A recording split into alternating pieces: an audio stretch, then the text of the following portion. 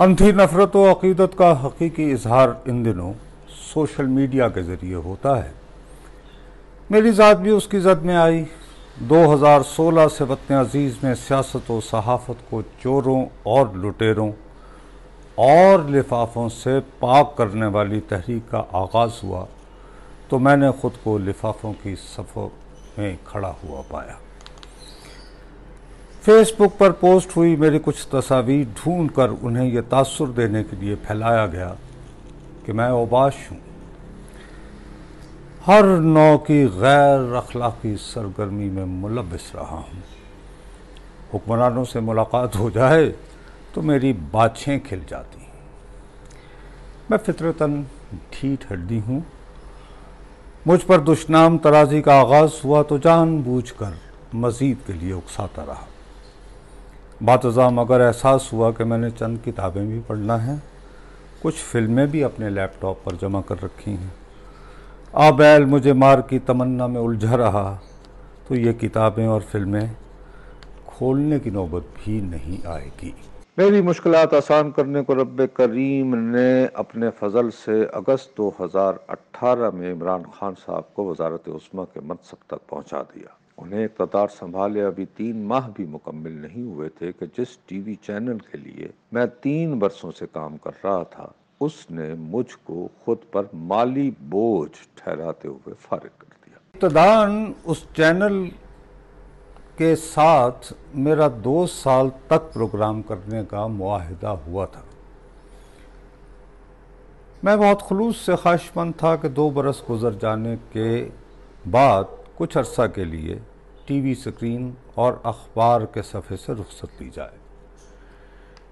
TV programme करते हुए 2 साल गुजरे तो मुझे कम अज़ कम मज़ीद 1 साल के लिए उसे जारी रखने को रज़ामंद किया गया। वो साल अभी मुकम्मिल भी नहीं हुआ था कि माली बोझ वाली हकीकत दरियाफ्त हो गई। मैं सहाफ़ी से टीवी स्क्रीन पर रूनुमा न होने के बायस गैर सहाफ़ी हो गया। अपनी शनाख्त खो देने की वजह से इब्तिदान थोड़ी ज़िल्लत यकीनन महसूस हुई। बतदरीज मगर शाह हुसैन के चंगा होया गुड़ वाले मिसरे ने कल्ब को इत्मीनान से भर दिया। सोशल मीडिया पर मेरी भद उड़ाने वाले भी उसकी बदौलत मुझे भूल भाग गए। हफ्ते की सुबह उठकर अखबारात पढ़ने के बाद कौमी असेंबली का रुख किया। बजट पर आम बहस की वजह से हफ्ते की रोज भी उसका इजलास सुबह से शाम तक जारी रहा। आप प्रेस गैलरी में बैठे हों तो फोन जाम हो जाते हैं। वैसे भी पार्लिमान में मौजूद होते हुए सहाफ़ी खबर की तलाश में मसरूफ रहते हैं। दोपहर के खाने के लिए घर लौटा तो कैलूला से कबल अपना ट्विटर अकाउंट देखा। एक साहब ने मुझे टैग करके एक वीडियो क्लिप भेजी थी। मैं उन साहब का पूरा नाम जानबूझकर नहीं लिख रहा हूं। उन्हें अलबत्ता अब्बासी साहब पुकारा जा सकता है। उन्होंने सोशल मीडिया पर अपने फरमुदात के फरोग के लिए जो आईडी बना रखी है उस पर एतबार करें तो वो दुबई में मुकीम है। उनका अकाउंट इंतहाई उजलत में बनाया दिखाई देता है क्योंकि हफ्ते की दोपहर तक उन्हें फ़कत 10 अफराद फॉलो कर रहे थे। बहरहाल उन्होंने जो पोस्ट लिखी उसका उन्वान नगर से अंग्रेज़ी में था, मगर उसके ज़रिए पटवारियों और लिफाफों को हकारत भरा पैगाम देना मकसूद था। उनकी पोस्ट दर हकीकत एक वीडियो क्लिप की तशहीर थी जिसमें इमरान खान साहब किसी अमरीकी सहाफ़ी को इंटरव्यू दे रहे हैं। 1980 की दहाई से मैं अमेरिका के प्रिंट और इलेक्ट्रॉनिक मीडिया का मुस्तकिल व मुस्तैद कारी और नाज़िर रहा हूँ। जिस अमरीकी सहाफ़ी को हमारे वज़ीर आज़म ने इंटरव्यू दिया, उनका नाम अलबत्ता मैंने आज तक नहीं सुना था। वो यकीनन बहुत धांसू सहाफ़ी होंगे क्योंकि इमरान खान साहब से इंटरव्यू से कबल रावलपिंडी से उभरे क्रिकेट के एक मशहूर खिलाड़ी जनाब शोएब अख्तर साहब ने उनके एजाज़ में बारबेक्यू दावत का एहतमाम किया था। सोशल मीडिया पर इस दावत की तस्वीर भी लगाई गईं।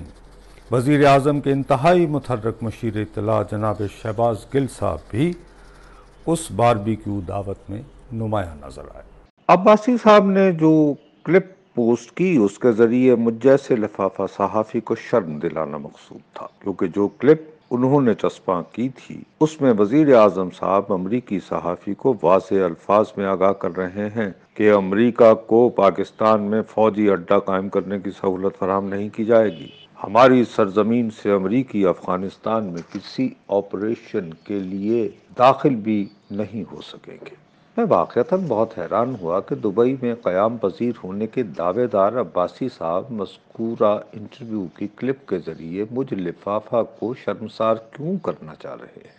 اس کالم میں تواتر کے ساتھ میں اپنے ہم وطنوں کو بتاتا رہا کہ امریکہ اور اس کے اتحادی افغانستان سے اپنی افواج نکالنے کو اب بالآخر تیار ہو گئے ہیں۔ اس ملک پر کڑی نگاہ رکھنا مگر اب بھی لازمی تصور کرتے ہیں۔ اس تناظر میں افغانستان کے ہمسایہ ممالک میں سے کسی ایک میں امریکی فوجی اڈے کے قیام کی کاوشوں میں لہٰذا وہ مصروف ہیں۔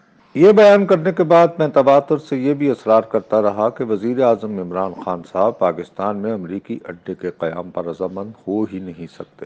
افغانستان میں امریکہ کی مسلط کردہ دہشت گردی کے خلاف جنگ جب اپنے عروج پر تھی، ان دنوں بھی عمران خان صاحب انتہائی استقامت اور ثابت قدمی سے ہمارے ان دنوں کے قبائلی علاقوں پر ڈرون حملوں کی مخالفت کرتے رہے۔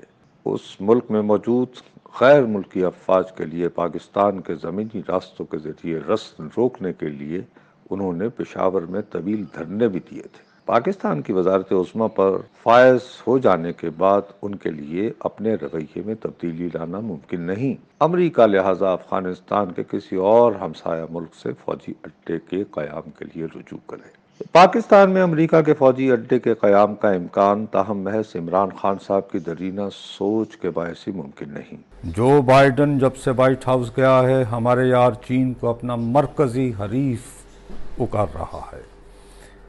امریکہ کے مرکزی حریف نے مگر پاکستان میں سی پیک کے عنوان سے ترقی و خوشحالی کے کئی میگا پروجیکٹس کا آغاز بھی کر رکھا ہے۔ پاکستان میں اگر امریکہ کو افغانستان پر نگاہ رکھنے والی سہولت میسر ہو گئی تو اس کی نگرانی، آپ جاسوسی بھی کہہ سکتے ہیں، کرنے والے طیارے اور دیگر آلات چین کی مدد سے بنائے منصوبوں پر ہوئی پیش رفت سے بھی غافل نہیں رہیں گے۔ چین اس کی وجہ سے ہم سے ناراض بھی ہو سکتا ہے۔ امریکی صحافی کو عمران خان صاحب نے جو انٹرویو دیا ہے اس نے میرے خیالات کو درست ثابت کیا۔ عباسی صاحب مگر اس انٹرویو کی کلپ بھیج کر مجھ لفافہ کو شرمسار کرنے کی اذیت میں مبتلا ہو گئے۔ ان کی اذیت نے ایک بار پھر ثابت کر دیا کہ سوشل میڈیا پر حاوی ہوئے عباسی صاحب جیسے محبان وطن نے چند صحافیوں کو غیر صحافی ہو جانے کے باوجود بھی نشان زد کر رکھا ہے۔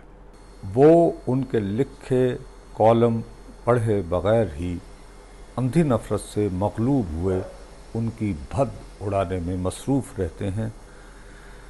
عباسی صاحب جیسے جنونیوں کو کون سمجھائے کہ نہ چھیڑ ملنگانوں۔